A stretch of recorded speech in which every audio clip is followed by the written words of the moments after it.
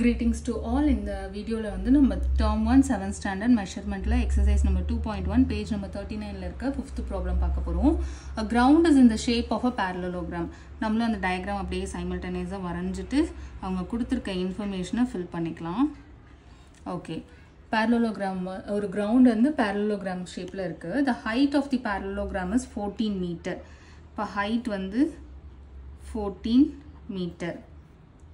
And the corresponding base is 8 meter. Okay. 8 meter longer than its height and சொல்லிருக்காங்க.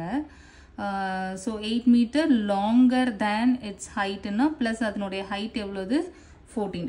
அப்ப டோட்டலா எவ்வளவு height விட 8 meter longer னு சொல்லிருக்காங்க. அப்ப டோட்டலா அதனுடைய base என்னவா இருக்கும் ஆட் பண்ணோம்னா 20 8 plus 4 வந்து 12 இல்லையா so 22 meter. Okay, find the cost of leveling the ground at the rate of rupees 15 per square meter அப்படினு கொடுத்திருக்காங்க. So leveling அப்படினாலே இந்த ground உள்ள இருக்கக்கூடிய மொத்த ஏரியாவையும் மொத்த இடத்தையுமே அவங்க லெவல் பண்றாங்கன்னு அர்த்தம். இப்போ நம்ம வந்து இங்க பெரிமீட்டர் கண்டுபிடிக்கணுமா ஏரியா கண்டுபிடிக்கணுமா சொல்லுங்க. பெரிமீட்டர் தான். ஏன்னா இந்த லெவலிங் அப்படிங்கிற ஒர்க் என்ன நடக்கும்னா ஈச் அண்ட் எவ்ரி ஒவ்வொரு பார்ட் ஒவ்வொரு இடத்துலையும் இந்த கிரவுண்டுக்குள்ள இருக்க எல்லா இடத்துலையும் நடக்க போகுது. ஸோ அவுட்டர்ல ஏதாவது நடந்ததுன்னா நம்ம பெரிமீட்டர் கண்டுபிடிக்கலாம். கிரவுண்டுக்கு இன்னர்ல ஏதாவது நடந்துச்சு அதை ஃபுல்லாவே கவர் பண்ற மாதிரி ஒரு ஒர்க் நடக்குது, இன்னர் ஏரியா ஃபுல்லா கவர் பண்ற மாதிரி ஒரு ஒர்க் நடக்குதுன்னா அப்ப நம்ம ஏரியா தானே கண்டுபிடிக்கணும்.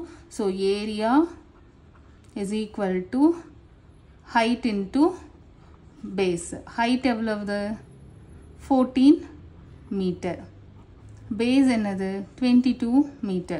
So இது ரெண்டுத்தையும் இப்போ நம்ம மல்டிபிள் பண்ணணும். 14 into 22.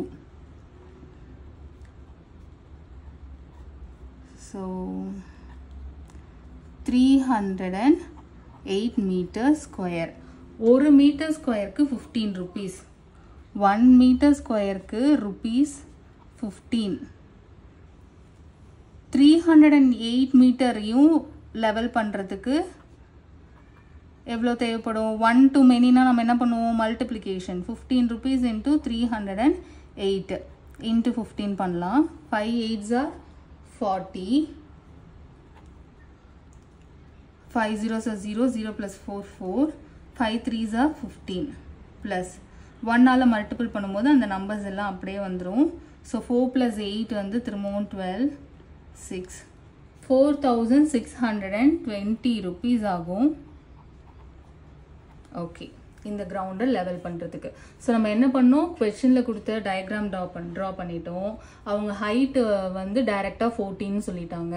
ஆனா பேஸ் சொல்லும் போது என்ன சொன்னாங்கன்னா ஹைட்டை விட 8 மீட்டர் லாங்கர்னு சொன்னாங்க. நமக்கு தான் ஹைட் தெரியும்ல 14 அப்படின்னு. அதோட 8 மீட்டர் லாங்கர்னும் போது ஆட் பண்ணினும் போது நமக்கு 22 மீட்டர்னு கிடைச்சது. ஸோ இப்போ பேஸும் தெரிஞ்சிருச்சு, ஹைட்டும் தெரிஞ்சிருச்சு.